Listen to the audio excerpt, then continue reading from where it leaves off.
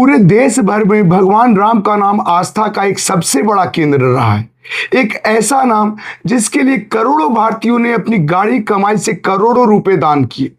किसी ने 10 रुपए दान किए, तो किसी ने 10 लाख दान किए, तो किसी ने तो अपनी करोड़ों की संपत्ति भगवान के इस आस्था के नाम पर दान कर दिया। सोचिए क्या होगा जब इसी आस्था के चढ़ावे पर चोरी और घोटाले का आरोप लगने लगे। आज हम इस पूरे वीडियो में बात करेंगे कि कैसे विपक्ष ने एकजुट होकर इस पूरे मामले के खिलाफ अपनी नाराजगी दर्ज की है और सांसद भवन के परिसर में एक नुक्कड़ नाटक का आयोजित कर इस पूरे मामले के विरोध प्रदर्शन में अपनी आवाज को उठाया है। तो आइए इस वीडियो को शुरू करते हैं।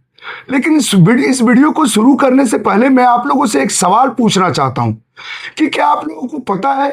कि जिस करोड़ों रुपए की हेराफेरी का मामला अयोध्या के राम मंदिर से सामने आया था, वो केवल इस करोड़ों रुपए की हेराफेरी तक सीमित नहीं है, बल्कि एक बहुत बड़े जमीन घोटाले से भी जोड़कर देखा जा रहा है। जी हां, आपने बिल्कुल सही सुना। यह मामला अब केवल चंद कर्मचारियों द्वारा किए चंदे चोरी का मामला नहीं है, चढ़ावे चोरी का मामला नहीं है, बल्कि यह एक जमीन घोटाले से भी जोड़कर देखा जा रहा है। बताया जा रहा है कि कैसे 2 करोड़ की जमीन को चंद मिनटों के अंदर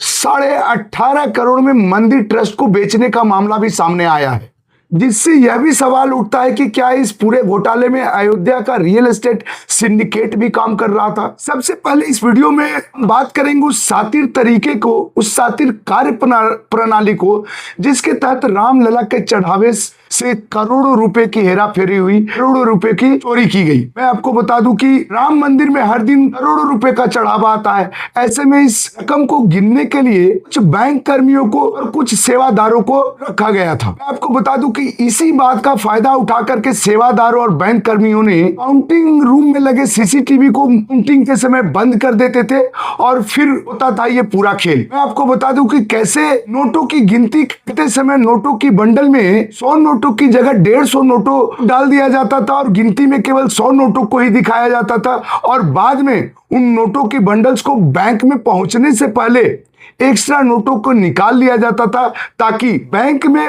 नोटों की बंडल की गिनती और नोटों की गिनती में कोई फर्क न नजर आए, समान बनी रहे। इसके अलावा मैं आपको बता दूं कि चूंकि काउंटिंग रूम की सीसीटीवी कैमरे को बंद कर दिया जाता था, इसके बाद वे लोग नोटों की बंडल के हेराफेरी के अलावा कई और तरीकों से चोरियों को अंजाम देते थे, जिसमें मौजों में, जुराबों में नोटों को छुपाना होता था, अंडरगारमेंट्स में नोटों को छुपाना होता था और बाद में वॉशरूम में जाकर के उन नोटों को ठिकाने लगाया जाता था और किसी तरीके से वहां से उनको निकाल करके नोटों की हेराफेरी को भी अंजाम दिया जाता था। लेकिन कहते हैं ना कि पाप का घड़ा एक दिन जरूर भरता है और कुछ ऐसा ही हुआ। मंदिर प्रशासन को इस पूरे मामले पे कुछ शक होता है और ऐसे में उन्होंने काउंटिंग रूम में कुछ सीक्रेट सीसीटीवी कैमरे लगाने का फैसला लेती है और लगा भी दिया जाता है। करीब 45 दिनों के सीक्रेट सीसीटीवी कैमरेज के फुटेज के आधार पे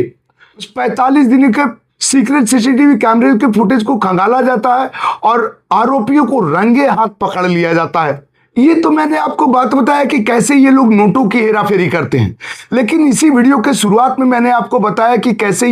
ये मामला जमीनी विवाद से भी जोड़ा कर देखा जा रहा है। मैं आपको बता दूं कि इस चढ़ावे चोरी की प्रकरण के बाद जब ये पूरा मामला सोशल मीडिया पे वायरल होने लगा, ट्रेंड होने लगा, तो इस साथ ही साथ एक और मामला बड़ी तेजी से वायरल हो रहा था जिसमें यह बताया जा रहा था कि कैसे 2 करोड़ की जमीन को मंदिर ट्रस्ट को 18.5 करोड़ के 18.5 करोड़ में केवल 5 मिनटों के अंदर बेचा गया। कैसे उस जमीन को 5 मिनट पहले 2 करोड़ में खरीदा गया था, लेकिन 5 मिनट के अंतराल में मंदिर प्रशासन को, मंदिर ट्रस्ट को 18.5 करोड़ में बेचा गया। ये मीडिया रिपोर्ट्स के दावे हैं। मैं आपको बता दूं कि याचिकाओं और विपक्ष के विरोध के बाद जांच एजेंसी अब इस पूरे प्रकरण की तरीके से जांच कर रही है कि क्या इस पूरे घोटाले का जुड़ाव मंदिर के ट्रस्ट और वित्तीय प्रबंधन से भी जुड़ा हुआ है और भूमि प्रबंधन से भी जुड़ा हुआ है। मैं आपको बता दूं कि इस मामले पे सुप्रीम कोर्ट का आदेश आया है कि इस पूरे जांच में सीनियर आईपीएस अधिकारियों के साथ स्वतंत्र फॉरेंसिक ऑडिटर अधिकारियों को शामिल करने का निर्देश दिया गया है, जिससे मामले की निष्पक्षता सुनिश्चित हो सके। अब मैं आपको बता दूं कि ये जो एसआईटी गठित की गई है, ये केवल नकदी चोरी की जांच नहीं कर रही है, बल्कि निर्माण कार्य और जमीन खरीद फरोख्त की भी जांच पूरी तरीके से कर रही है। अब इस पूरे मामले को साफ शब्दों में समझे तो ये पूरा ये निकल करके आता है कि इस पूरे घोटाले को हेरा फेरी करने के लिए, इस पूरे घोटाले के पैसे को ठिकाने लगाने के लिए रियल एस्टेट मार्केट का सहारा लिया गया, जिससे पूरा मामला एक बड़े विवाद और बड़े वित्तीय घोटाला में तब्दील हो गया। मैं आपको बता दूं कि 31 जुलाई 2026 को सांसद भवन के परिसर में तमाम विपक्षी दल इकट्ठा होकर जो ये नुक्कड़ नाटक का आयोजित किया, इसी तमाम घोटालों के विरोध प्रदर्शन में उन्होंने ये नुक्कड़ नाटक का आयोजन किया था। इसमें सांसद पप्पू यादव ने भगवा ड्रेस धारण कर एक पुजारी या मंदिर के सेवाकर का वेश धारण किया था और राहुल गांधी समेत समाजवादी पार्टी के तमाम नेताओं ने चढ़ावा चढ़ाते हुए नजर आए और इस तमाम चढ़ावे की रकम को पप्पू यादव को अपनी जेब में रखते हुए देखा जा सकता है। इस पूरे अनोखे विरोध प्रदर्शन के बारे में क्या सोचते हैं, रखिए अपनी विचार कमेंट्स बॉक्स में और शेयर कीजिए इस वीडियो को उन तमाम लोगों के पास जिन्हें अब तक ये पता था कि ये केवल नकदी चोरी का मामला है, जबकि ये मामला बड़े जमीनी घोटाले से भी देखा जा रहा है। ये मामला कैसे 2 करोड़ की जमीन को 18-18.5 करोड़ में मंदिर ट्रस्ट को बेचा गया केवल 5 मिनटों के अंदर। तो कहीं ना कहीं ये बड़ा आरोप लगाया जा रहा है, बड़ा घोटाले का संभावना जताई जा रही है। फिलहाल एसआईटी की टीम इस पूरे मामले की जांच कर रही है। क्या कुछ निकल करके आता है उसका इंतजार रहेगा और जैसे ही कुछ निकल करके आता है मैं इस मामले में फिर से आपको वीडियो बना करके आपको